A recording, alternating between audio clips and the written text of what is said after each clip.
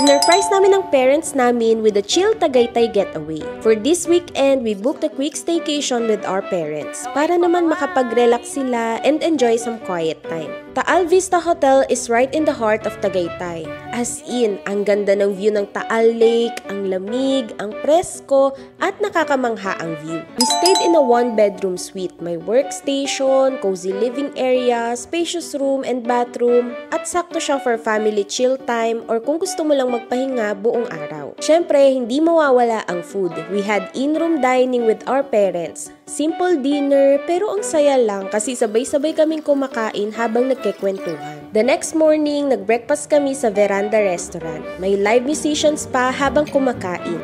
Ang cozy ng lugar at ang ganda ng ambience. And before we checked out, we tried Rain the Spa inside the hotel. Ang relaxing ng massage, parang full reset after a long week. At alam nyo ba, katabi lang ng Taal Vista Hotel ang Sky Ranch. Pwede kayong maglakad lang papuntang amusement park, kaya for sure hindi kayo mauubusan ng activities na pwedeng itry. Minsan, all our parents really need is time and peace. At ang saya lang to give them that even just for a weekend. Ready to go? Book your stay via Klook and don't forget to use our discount code. Go travel, you deserve it. Follow us for more videos. Bye!